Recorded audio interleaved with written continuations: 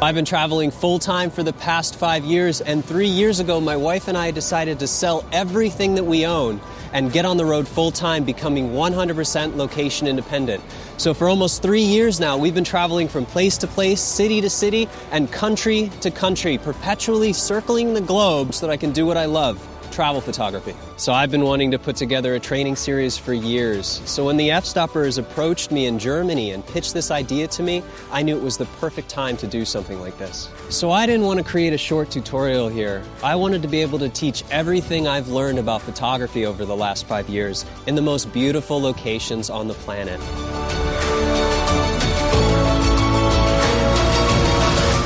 In this tutorial, we'll be visiting both Iceland and New Zealand. And we picked these two countries for a very specific reason. So while it's been winter here in Iceland, it's summertime in the southern hemisphere in New Zealand.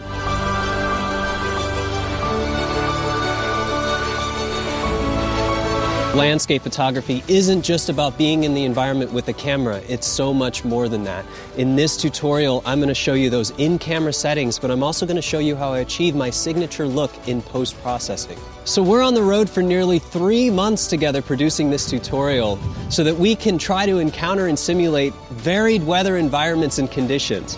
Now, this doesn't always work. Sometimes we fail miserably. The weather just destroys us. Sometimes we come up with amazing images. And sometimes things are not going to go according to plan. But we're going to be honest with you guys about it and show you when things work and also when they don't.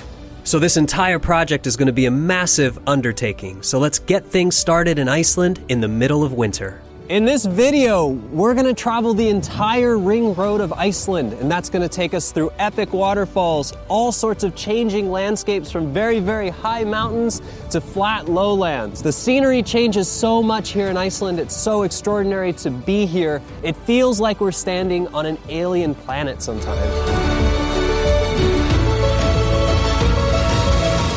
Enough talk. It's time to have some fun and start photographing the world together.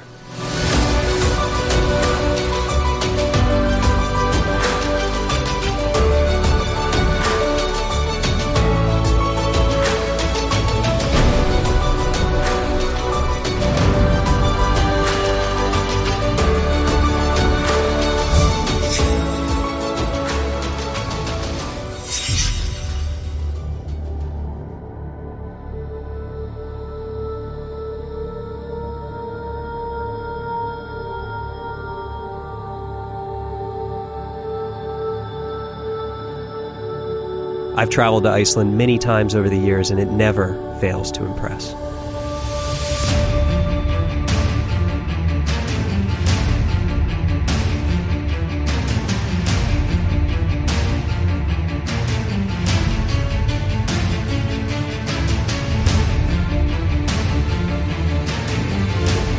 So we're in western Iceland on the Snæfellsnes Peninsula. This is Kirkjufell, the mountain, the conical shape you see behind me.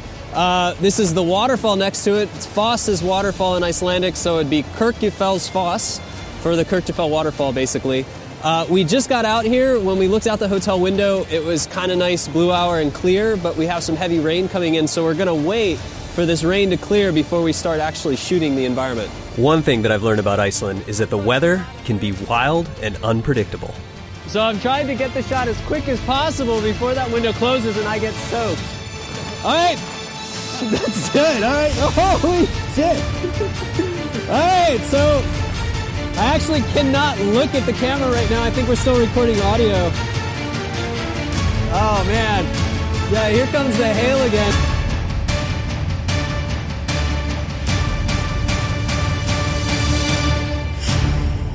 After getting completely destroyed by the weather all day, it's obvious to see that day one was a complete failure. But we weren't going to stop there. So we're here again, day 2 of filming on the Snæfellsnes Peninsula. This is Kirkjufell behind me. We were here yesterday. It was some freezing rain, piercing hail, and some just all-around bad conditions. So one awesome thing that came out of yesterday, aside from getting to spend half a day in a hailstorm, was all that hail and cold weather has left this beautiful dusting of snow in our scene here. So we're able to use that to our advantage and have really nice color separation. We have the whites and the browns to work with here. It's really great. So now I really want to talk about composition. So we have this additional camera here set at 14 millimeter. And I'm gonna walk around and kind of describe what you can get out of some different compositions here. So with a scene like this, it's really important to explore your surroundings, the entire area, before you really settle on a photograph. Now, with something as beautiful as this area, there's really not too many wrong answers. It's really going to be up to you to frame something that you think is compositionally pleasing. But what I want to do is take this camera in video mode and kind of show you how the composition can change, even if you just move a few feet or a few meters to the right or the left. In this video mode, keep in mind that I'm shooting 16:9 aspect ratio. Normal camera ratio is 4:3. So we're going to be seeing a wide aspect here. So it's not going to be exactly the same aspect you're going to get when you take a photo, but it's going to be close enough so we can get the idea. So this composition here is really good if I'm trying to get the entire scene. It's what I like to call an establishing shot. If you were going to show somebody this area and this mountain, this would be a good way that you'd be able to visually describe the entire area and everything that's going on. So you can see we have all three of these little waterfalls on the left. We have the mountain actually centered in the composition, which looks really nice in the background. And we have the nice leading lines through the frame of the waterfall, the water washing through, down further the lower waterfalls, and out into the water to the right of the frame.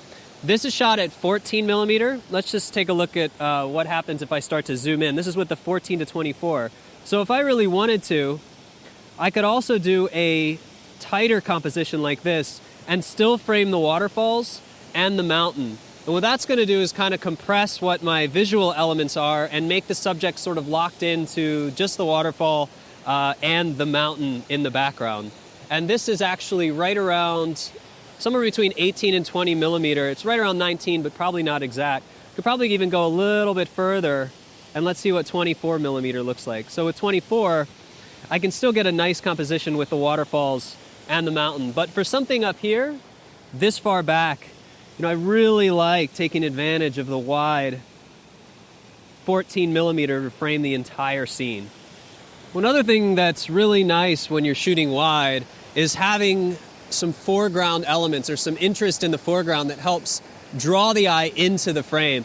It also creates some really nice separation. So you kind of have a third system going on here where the bottom third is the foreground, the middle of the frame is all of the subject matter, and then you still have the sky in the top third in the background.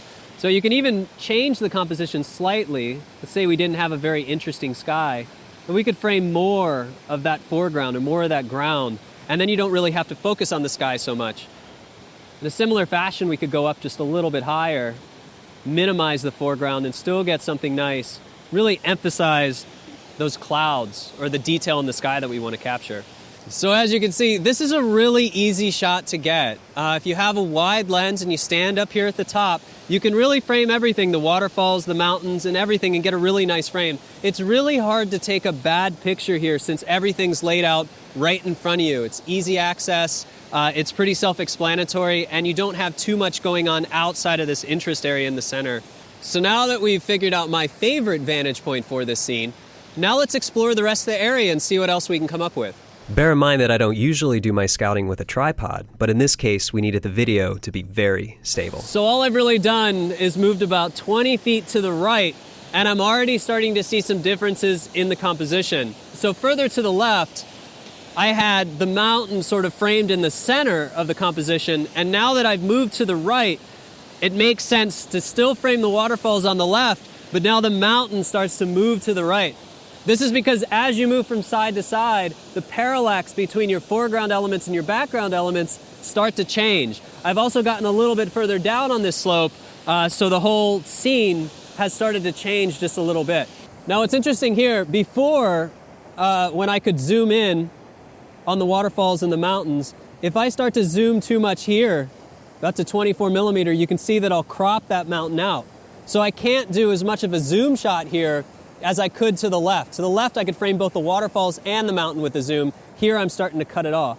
So I wouldn't really recommend cropping something like this, especially this mountain. Kirkjufell is sort of a celebrated mountain here in Iceland, and in the photography community, it's become sort of a popular icon to photograph, and you can see it all over Iceland. People really love it. So you're kind of doing it an injustice to crop it. It's kind of better to have the whole thing in the scene. So if you're going to zoom a little bit, don't zoom that much. So you don't have to shoot at 14mm, but try something in between if you want to kind of compress that, just so you can get the whole mountain in and all the waterfalls. Let's keep moving down to see what we can do. So this is really interesting too. I've now walked down to the second level of the waterfalls. So this is sort of, it's a completely different shot now. So the waterfalls we were really focusing on before are now gone from the frame, and instead I'm focusing on these little waterfalls in the foreground and still the mountain in the background. This feels like a completely different place to me, and it's kind of nice. By exploring the scene, I've actually found something that I'd probably shoot if I had a second day. If I got the shot I really, really wanted, these are the kind of shots that I'd focus on later to be able to get additional shots that I can use as well. Researching this location, the shot that I picked near the top is what you see the most often because it shows everything in the frame. But you can easily create something completely unique in a location by just exploring the environment and trying different things. So this is an angle of this area that you don't see as often. So it's something that you can make your own and something that you can make more unique. So here's even another composition. As you can see, there are so many beautiful vantage points here just waiting to be discovered. It's really hard to find a wrong answer, no matter what kind of camera you're using, what kind of lens.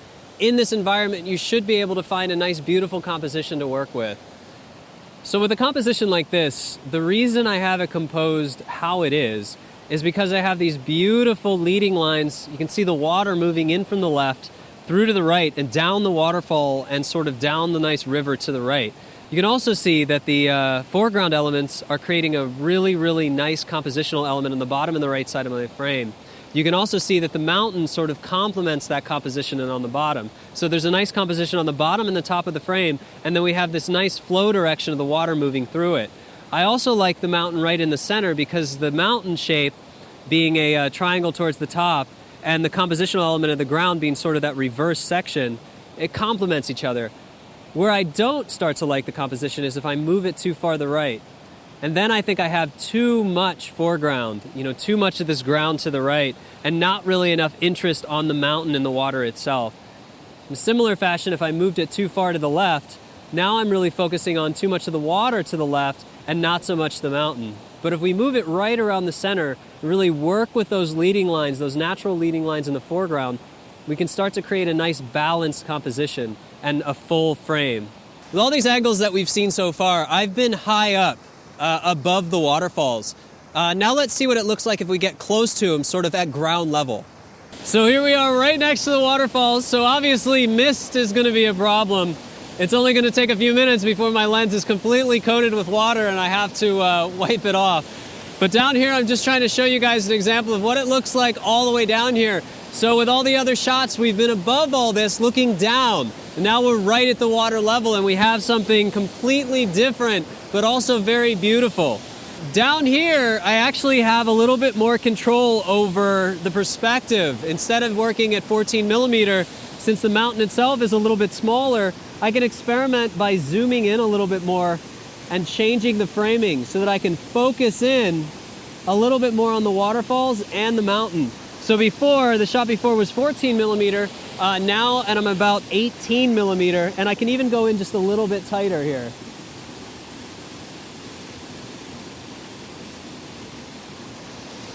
So now instead of something wide, I've zoomed in a little bit and now I'm focusing on the mountain and the waterfalls. So you can see as I zoom in, the composition changes pretty dramatically. Instead of having a sort of a wide scene that doesn't really focus in on those elements, I can zoom and focus in so it tightens the waterfalls and the mountain together. So it kind of brings the scene together and allows me to focus on the most important subjects of the photograph. So if I can only get one shot of this location, I really want it to be an overall establishing shot, meaning that it captures the entire scene. So I really want to focus on having a little bit of the foreground here, which is what I'm standing on, which leads down into the waterfall. I really want to capture those waterfalls on the left. I want the entire mountain in the background, and I also want the mountain to slope down and lead to the other side of the frame.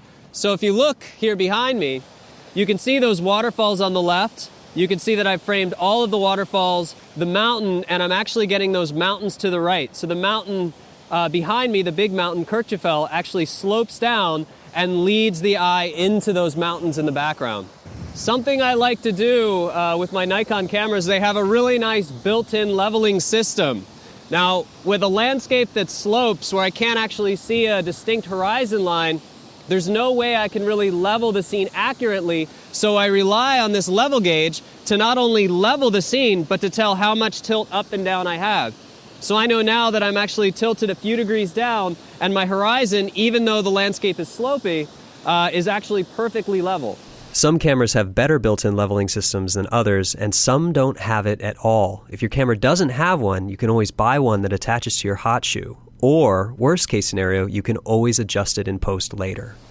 So the basics of the settings that I'm using, I'm shooting in aperture priority mode, and I'm using an f-stop of f8. Typically, and especially with this lens, this is the 14-24 for the Nikon, has a max aperture of f2.8, which means that it gets its sharpest starting at around f4 through about f11.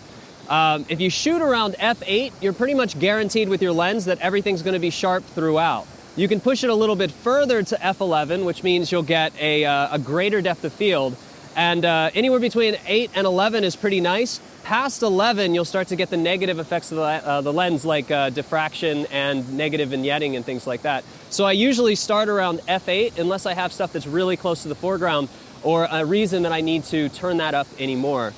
Since it's in aperture priority mode, I also have the shutter speed being determined by the camera metering, so I'm not really going to worry about that. As far as white balance settings go, since this is a landscape and I do have some nice ambient light, I like to use the auto mode until I need to change it otherwise. The auto mode is really good at picking up what the color should be and what that Kelvin temperature should be naturally. If it's a little bit dark and it's coming out a little bit wrong or a little bit blue or a little bit warm, I'll change it to a manual setting and I'll change the custom settings. But generally for 99% of these landscapes, since I'm shooting when there's already light, I can leave it on the auto setting and it picks up everything pretty well.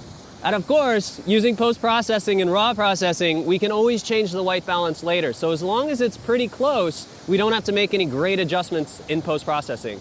Something else I want to talk about here as we're composing this shot is my ISO settings. So right now with this camera, the Nikon D810, I have it set to a very low ISO 64. That's the lowest native setting on this camera.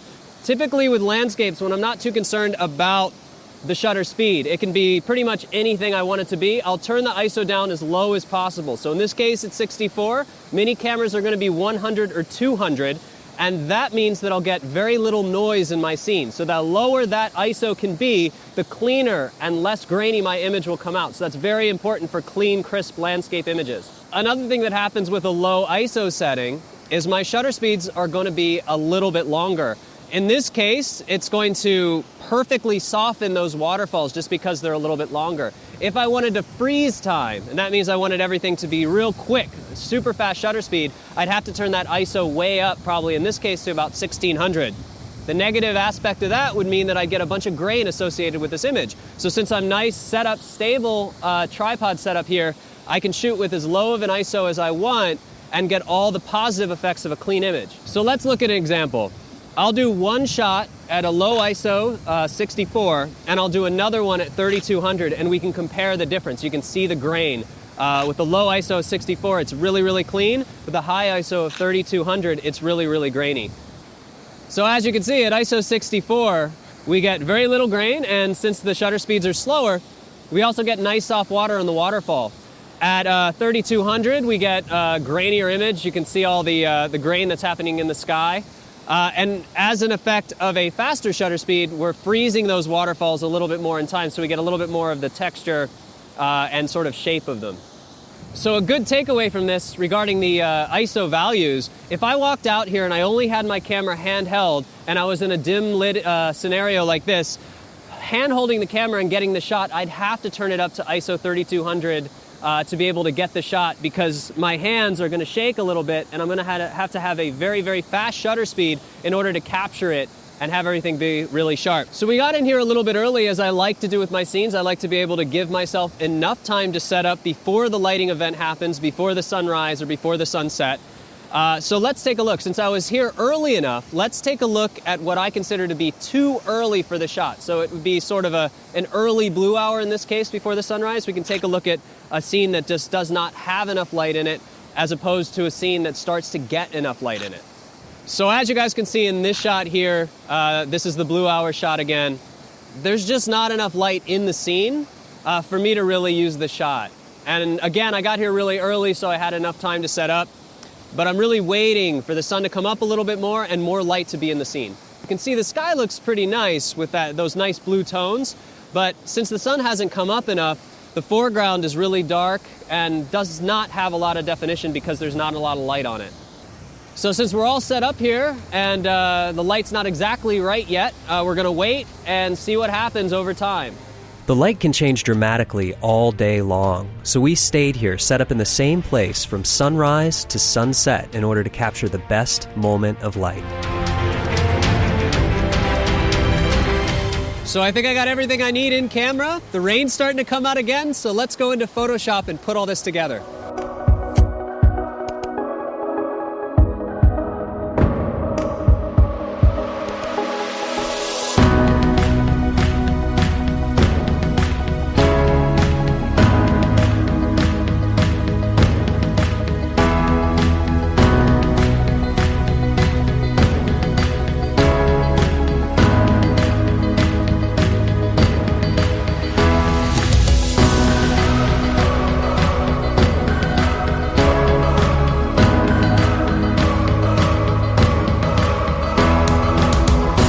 Hello everyone, welcome to the post-processing studio. I'm here in Charleston at F-Stopper's headquarters. We're now a few months after we've left New Zealand, so a couple months have gone by, lots of editing is happening, lots of prep for this kind of stuff has been going on, and I'm really excited to start sharing and working on some of these files together. Since this is the first time that we're going to sit down together, I just want to explain a few things.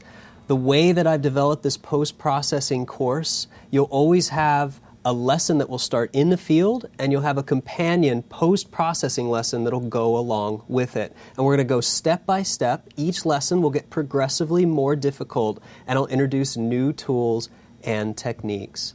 The first thing, though, post-processing may seem a little bit intimidating if you're just getting into it, but don't panic. I'm going to take you through it step by step, and we're going to be working on the files that we captured in the field together. When most people think about post-processing, they think a lot of complicated things go into the overall process. But if you're familiar with my work, and you can pick your favorite image, no matter how complex it looks, it's solved with 4 easy steps. And the first steps are raw processing and light balancing. Second step is any exposure blending, which we're not going to get into quite yet. It's going to take a few lessons before we introduce that. And then it's going to be contrast and color changes. And I'm going to make little details and texture enhancement. So that's step 3. Step 4 is sharpening and any noise reduction. So that's it. It's an entire 4-step workflow process. I want to point out that this is what I consider to be a workflow that I'm showing you guys. So rather than just teaching you guys the software, I'm going to take you into these files that we captured in the field, and from day one, we're going to learn how to make these photos even better. We've added a companion zip file that you can download. Now that zip file, when you unzip it, it's going to contain a folder that has subfolders for each individual lesson. So depending on the lesson that we're working on, just click on that folder and open the Lightroom catalog. I'm also including all the raw files you need to recreate each photo from each location. And you can do that simply by downloading the companion zip file, unzipping it, and this is what you'll see. You'll see a folder with all of the lessons. And if you expand each one of these folders, you're going to see subfolders. One's going to be the Lightroom catalog that you can load to see all the raw files inside of Lightroom. One's going to be the Photoshop files of anything that we work on. I'm going to create a PSD here that you can reference and see all the steps that we took to create the final image. Lastly, if you want to import these raw files into your own catalog, I've also kept them inside their own folder just for raw files. Something to bear in mind also is that these pictures do not belong to you. We're giving you these shots so that you can work for educational purposes, but you do not own the rights to them. In fact, we own the copyright, so please don't be that guy who posts them on Facebook as your own photos, to 500 pics, or to Instagram. Also, please don't be that guy that sells these as large format prints or starts doing their own galleries and their own sales. Ultimately, these aren't your photos, and chances are if you do something like that, we're going to find out about it, and let's be honest, that would be a little awkward. We gave you these files so that you can learn along with me and then apply those same skills to your own photos later. Also bear in mind that since my workflow involves Apple computers, anytime I say Option, the PC equivalent is Alt. Anytime I say Command, the PC equivalent is Control. So if I say Command C for copy, if you're on a PC, you can do Control C instead. When you download these files and you move them to a different computer, you may encounter an issue, and that means you may encounter a problem where Lightroom is missing the files when you open the Lightroom catalog. If that happens, follow these easy steps. First thing, go into Lightroom, and inside the project, if you get the missing media error, if there's little question marks in the corners here, just go to the library panel, go to the working drive or whichever drive you're connected to, and all you need to do is right-click on that folder that says Raw Files, and find Update Folder Location. Once you click on Update Folder Location, just point it to wherever you've put these raw files and everything will pop in and you'll be ready to go. I have to admit, I'm really excited. We spent 3 months in the field capturing incredible imagery, and we started in Iceland. So let's get started on the first one. You guys remember Kirkjufell? We had 2 days. The first day was an epic fail with wind and rain, but day 2 we got some really nice results. So what I'm going to do is go into the folder Lesson 1, Kirkjufell, and I'm going to open up the Lightroom catalog associated with Lesson 1.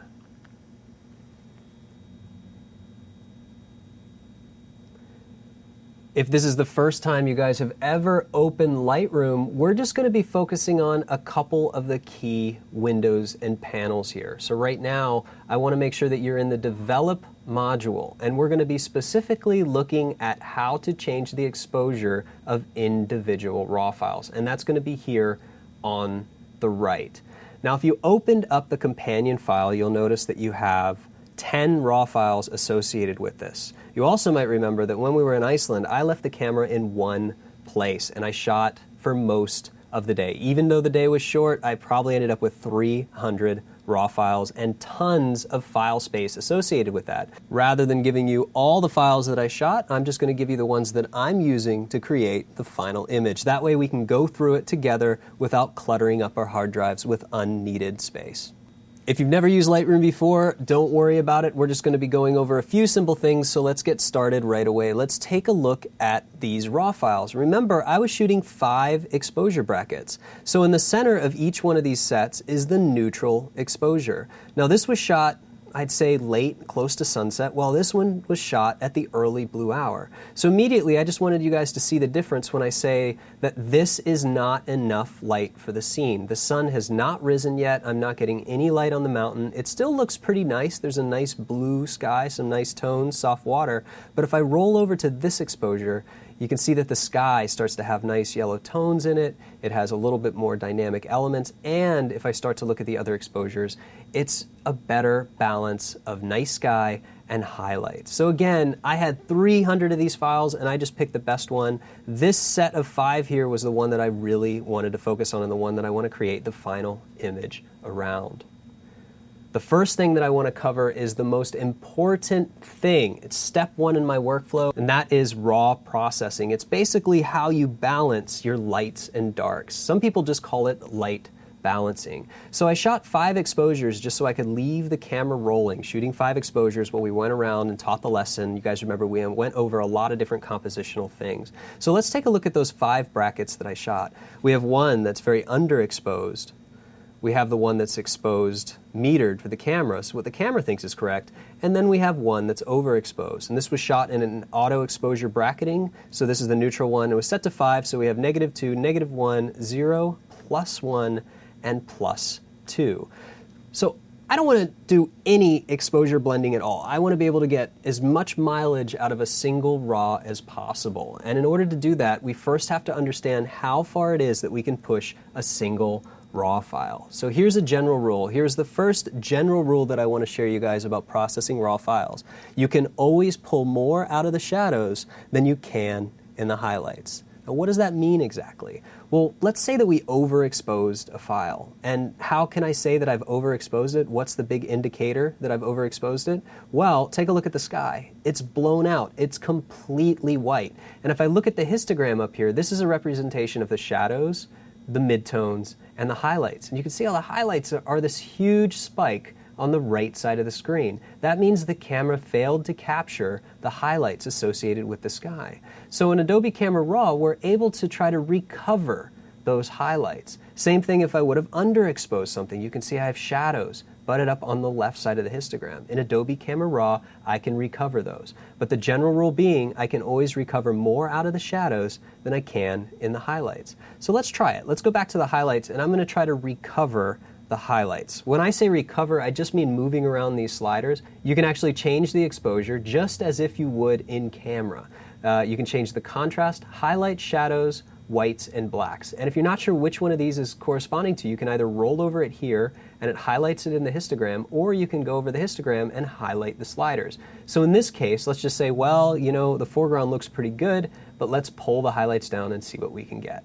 And in this case, I pull those highlights down and I didn't get much at all. Let's pull the exposure down, and the exposure of the foreground is looking better, but you can see that now I'm getting this ugly platinum gray sky. So it's a little bit impressive that I got this cloud detail back, but I have none of that rich color and detail that I had in the underexposure. So automatically we know that we cannot use this raw file. I'm just going to reset it really quick, and let's do something similar. Let's go to the shadows.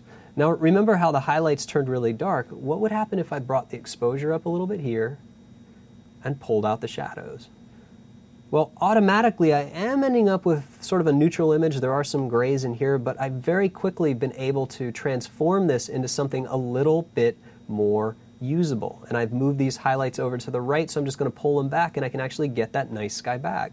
So automatically, if this was my only exposure and I had to use it against this one, this overexposure, I would definitely pick this one. But since I've picked 5 exposure brackets, let's pick the best one to move forward.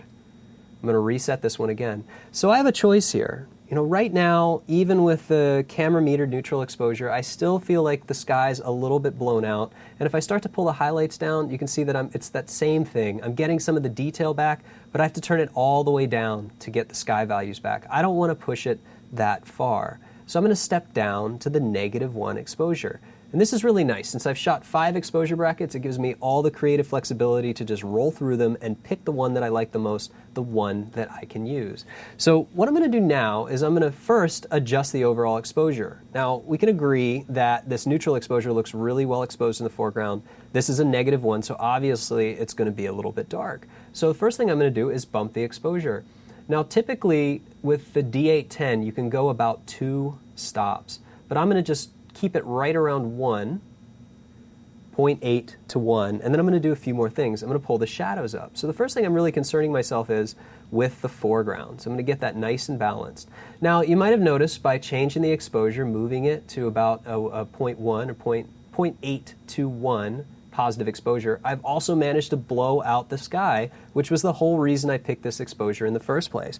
So here's the great thing about working with Adobe Camera Raw as opposed to working just in camera. If I would have shot this under or overexposed, it would clip the shadows or the highlights. Because I'm in Adobe Camera Raw, if I were to clip the highlights by changing the exposure, all of that color data still exists here digitally inside of Lightroom, and I have the ability to roll it back. So just because I've moved it up here with an exposure bump doesn't mean I can't roll it back with the highlights. And it doesn't mean that I can't pull things back a little bit on the exposure just to get the sky the way I want it, and compensate by pulling the blacks up instead, and maybe the shadows a little bit as well. So I've been able to compensate and maintain the beautiful sky that I wanted. So I'm just going to make some fine-tune adjustments here. And again, what I'm doing is just trying to balance the light. So instead of losing the sky here, I went for the other exposure and I was able to get the sky back, but also bring out all the details in the foreground. And again, this is a single raw, and it's a -1 exposure from the 5 exposure brackets. So this is a way that we can do it without relying on HDR or blending multiple exposures. We can do it with a single RAW because they're very powerful these days. At this point, I could take it a little bit further inside of Lightroom, but I'm going to hold back a little bit until future lessons. Now, by changing the highlights, by adjusting this, by correcting the tonal values here, I've also compressed everything down and to look more as if it was just midtones. We notice that we don't have a great amount of contrast here, but that's okay. We can fix that later. We've also got an effect where I've lost a little bit of the color because it's turned a little bit gray here, maybe a little bit flat, less vibrant up here. So the one thing that I like to change before I go into Photoshop, and I won't do this all the time, but with some images, especially when there's a lot of browns, I like to turn the vibrance up just a little bit, and that'll give me some of that saturation back. You'll know when you turn it up too much because it'll start looking just ridiculous. So make sure you turn it up just a little bit. We're just trying to get some of that value back so that we can edit it and push it a little bit farther in Photoshop. And if we roll down here in the Develop panel, you're going to see something called sharpening. Now, usually sharp images are great, and you guys know that I work very hard to get my images to be as sharp as possible, but Lightroom sharpening is not very good. In fact, I don't think it's good at all. I try to avoid it. By default, it says 25, so I always like to turn that down to 0. On the bottom here, the other thing that I want to do is enable profile corrections and remove that 14mm distortion. When I click on this, you'll see it pop right into a less distortion frame. It's also gotten rid of that vignetting and made it look a little bit more perspectively accurate. The other thing that I want to do is remove chromatic aberrations. 14 to 24 at f8 doesn't really have too many CA problems, but there could be little ones. This is now a one-button process, so just go ahead and click it on your lens. It'll do a very good job. Now that that's done, what I'm going to do is get this into Photoshop. There are a lot of ways to get this into Photoshop, but the way that I want to do it is a little bit different because I'm going to be saving these PSDs. I'm going to right-click on the RAW file, I'm going to go to Export, and I'm going to pick the Export options.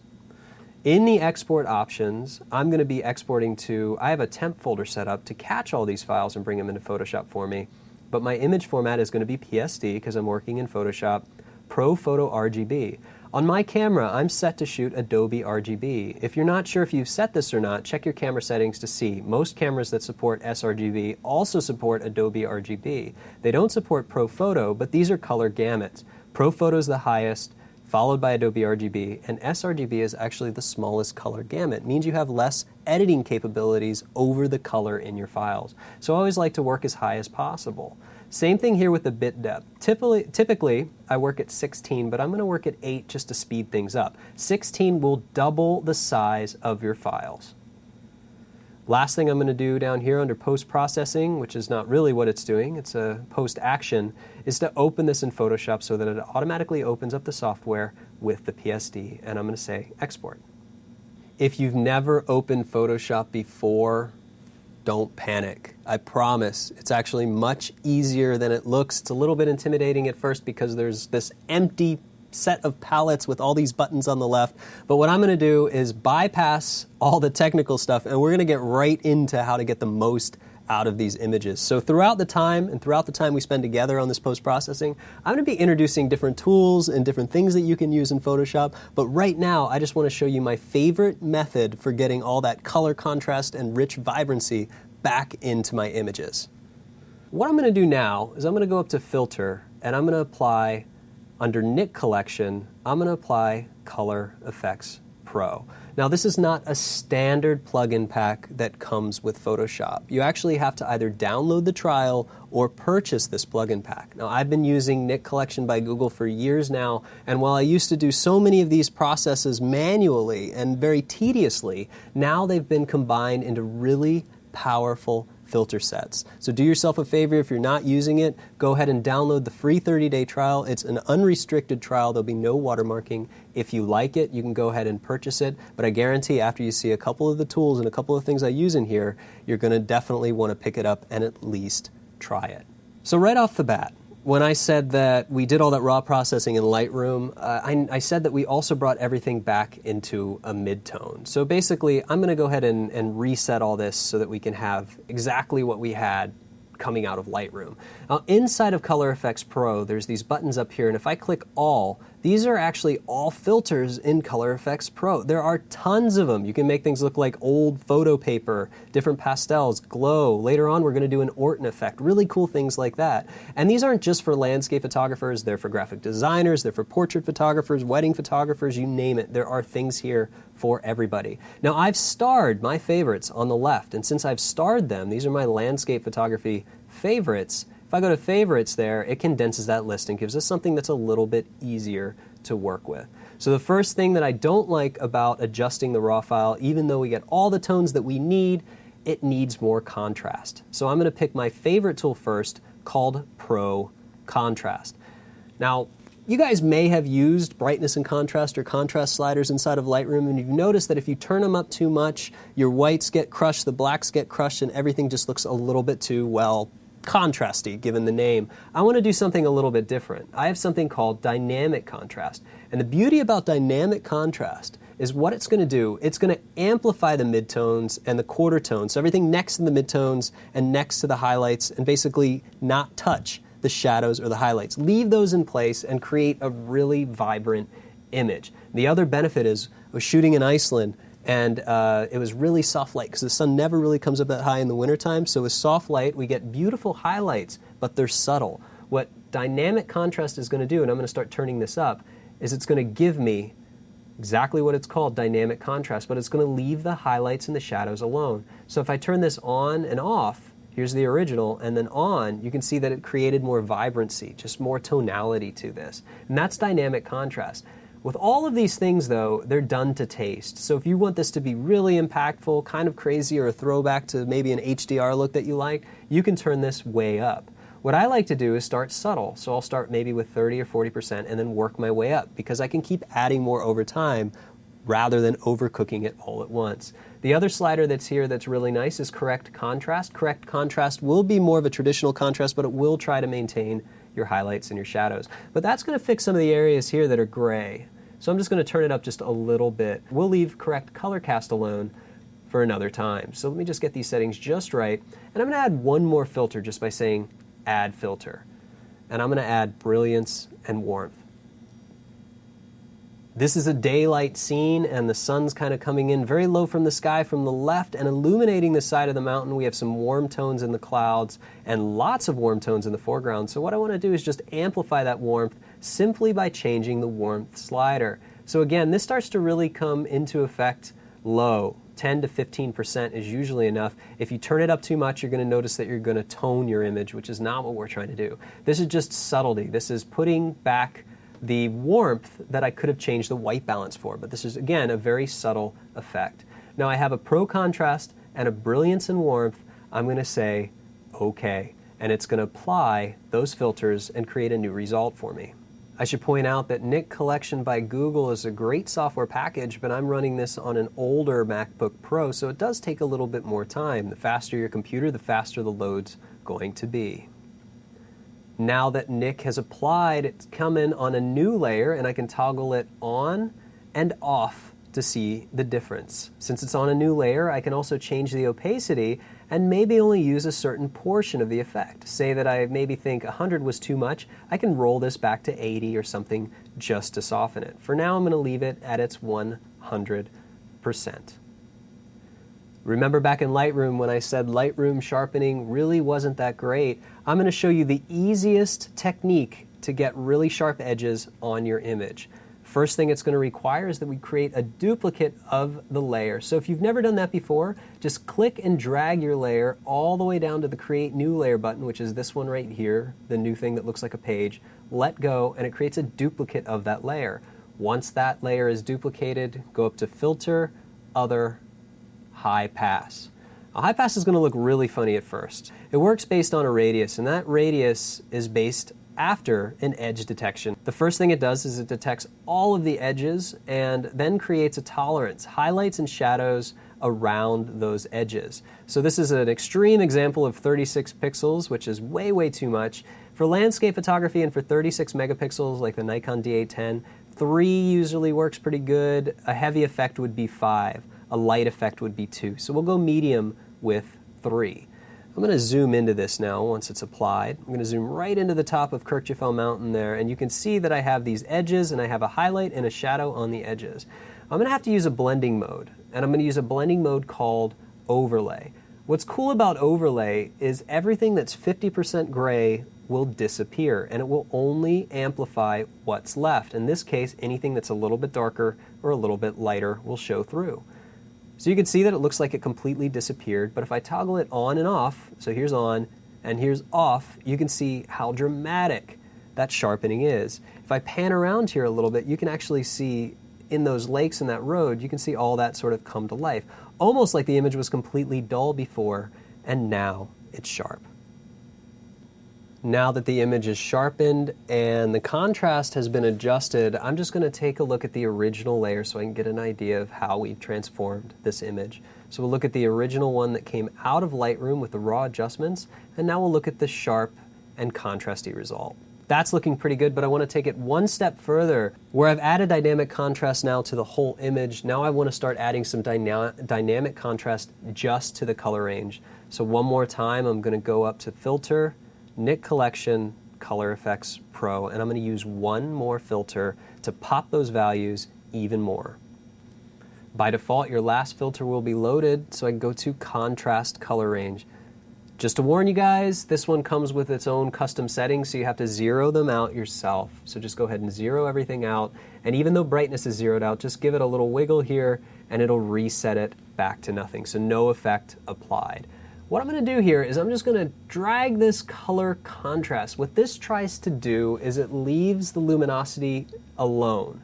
And while it leaves the luminosity alone, it just tries to find areas of contrast, local contrast, in the colors to accentuate it. So right now we have really nice lighting, but very mute conditions. So I'm just going to try to amplify that a little bit more. If I turn it all the way up, you can see that I'm getting really crisp highlights and shadows, but it's too much, stripped it of the color and detail. So really I just want to find a nice happy medium where I can get some of that light from the sun here and still some of those shadows. So pick something a little bit, maybe around 50 or 60%. The next thing I want to do, I'm going to add one more for you guys today, and that's just to get a little bit more blue out of the sky. A lot of people shoot with polarizers, not for any special effects, just simply because they like the polarized look on a sky. It usually ends up being a little bit more of a richer blue, and greens and yellows can pop just a little bit, but it's very subtle. I did not shoot this with a polarizer, so I'm going to add a filter called polarization. Polarization is really simple. You can even rotate it just like you rotate a polarizer. I like to leave it default at 105, and I'm just going to pull the strength up a little bit. And as I pull the strength up a little bit, if I toggle this on and off, you can see that now I'm getting a little bit more of the blues here, becoming more saturated, a little bit darker. And as an effect, I've also gotten more blues in the water, which is nice. So I've reflected those blues and gotten better highlights in the water. I'm going to say, okay. Well, that's looking pretty good. So we've taken it another step, and we've added even more contrast just in the colors. Now, before we go any further, I'm going to go back to Lightroom, and I'm going to zero out the adjustments that we made. And I can do that by holding the Option key on the keyboard and clicking where it says Reset Tone. I want to bring this into Photoshop so we can compare our before and after. So I'm going to go ahead and export this, and I'm going to say export with previous this time so it remembers all my settings. And I'm not going to overwrite the file. I'm going to use unique names because I have not saved my PSD yet. I'll explain how to do this in a little while, but right now I'm just going to go ahead and put this into my document, and I'm going to put it behind the background layer. So right now, when you have a background layer and you want to move a layer behind it, it doesn't allow you to do it. So the first thing that you have to do is double click on the layer and just say OK. And that's going to transform it from the background layer just into a regular layer. So I can put this behind. So now it's on the bottom. So I can show you guys the progression of what we've done here. We've started straight out of camera with a single RAW. We've made RAW adjustments in Lightroom. Then we've added contrast using Color Effects Pro, and then we've added color contrast using Color Effects Pro. And lastly, sharpening, which just pops out all the details. So we've been able to go from here to here in a few easy steps. At this point, there are so many other things that we can do to get even more out of this image, to make it even more impressive, but I'm going to save some of those tools for future lessons because I want to start slow and I want to build you guys up so that you retain all this information and you can get the same mileage out of your own images. You can even see if I zoom into the sky, you guys can start to see here these spots, and that's sort of a testament to how clean I keep my sensor. There's a lot of little issues, little cleanup things that we need to do, some more dynamic contrast in the foreground, some color stuff. All those things will come later. So this is about as far as I want to take this one. It's already pretty good from here to here, and we'll start getting more advanced, introducing new tools in the next chapter. So that wraps up this post-processing session. It's time to get back into the field.